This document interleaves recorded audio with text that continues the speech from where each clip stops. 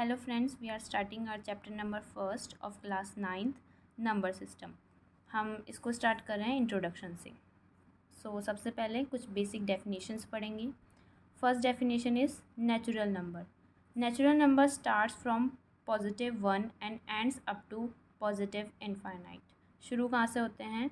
+1 से शुरू होते हैं। Example 1 2 3 4 5 etcetera. Next is whole number, starts from 0 and up to +infinite.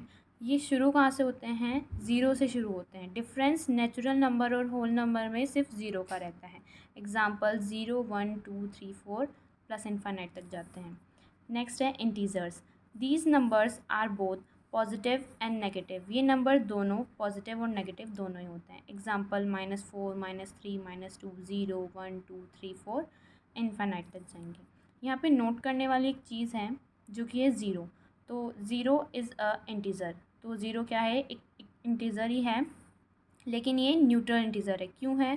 क्योंकि ये ना ही तो पॉजिटिव है और ना ही नेगेटिव है, इसलिए ये एक न्यूट्रल इंटीज़र है। तो नेक्स्ट डेफिनेशन है rational number. These number can be expressed in the form of p/q। In numbers को हम p/q की फॉर्म में एक्सप्रेस कर सकते हैं, where q is not equal of zero. जो q है वो ज़ीरो के इक्वल नहीं होगा। अगर अपन उसे ज़ीरो के इक्वल ले लेते हैं तो वो डिफाइन नहीं होगा, नॉट डिफाइन होगा। एग्जाम्पल 4/5 हो गया, 2/3 11/13 हो गया। Next definition is irrational number. These number can't be expressed in the form of p/q। p/q की फॉर्म में इन नंबर्स को हम नहीं लिख सकते हैं। Example pi, √2, √3, √5। Next and last definition is real number. So what are real numbers? It contains all types of numbers. ये सभी प्रकार के नंबर कंटेन करके रखता है, जैसे natural number, whole number, integer, rational, irrational etcetera, that can be represented on number line, जिन्हें अपन नंबर लाइन में एक्सप्रेस नहीं कर सकते हैं। ये आगे हम चैप्टर में पढ़ेंगे कि हम इन्हें कैसे एक्सप्रेस कर सकते हैं नंबर लाइन के ऊपर। तो ये सभी नंबर जो नेचुरल नंबर हो गए, होल नंबर, इनको अपन एक्सप्रेस करते हैं नंबर लाइन के ऊपर।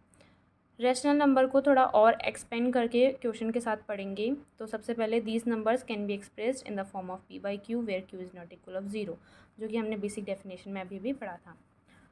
सबसे पहला क्वेश्चन आता है, find 5 rational number between 2/5 and 3/5। तो सबसे पहली चीज़, इन दोनों के जो डिनोमिनेटर है वो सेम है।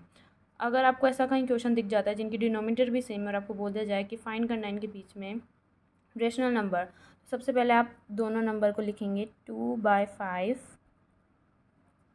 एंड यहाँ पे थोड़ा दूर 3/5।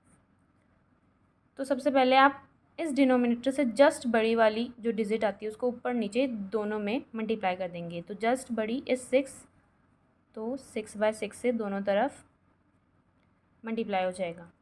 इक्वल में 6 2 जा, सो 5 × 6 is 30, 3 × 6 is 18, 5 × 6 is 30।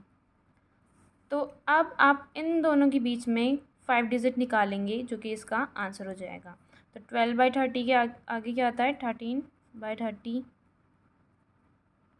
40/30, 15/30, 16/30 and last 17/30। तो 1 2 3 4 5 ये हो गए हमारे 5 रेशनल नंबर बिटवीन 2/5 एंड 3/5।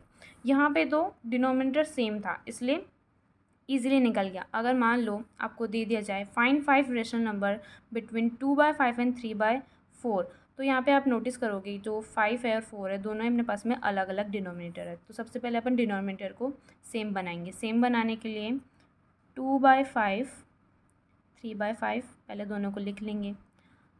अब मैं क्या करूँ ऐसा कि दोनों के डिनोमिनेटर सेम हो जाएंगे, तो मैं इसके डिनोमिनेटर को ऊपर नीचे मल्टीप्लाई कर दूंगी और इसके डिनोमिनेटर को इसके साथ में ऊपर नीचे मल्टीप्लाई कर दूंगी। सो सबसे पहले 4/4 से इसको मल्टीप्लाई और 5/5 से इसको मल्टीप्लाई, तो आंसर हो जाएगा 8/20 एंड 15/20। दोनों के डिनोमिनेटर सेम हो चुके हैं। अब आपको सिर्फ 5 रेशनल नंबर इन दोनों के बीच में निकालना है। तो 8 के जस्ट आगे 9/20, फिर 10/20, 11/20, 12/20 एंड 13/20। 1 2 3 4 5।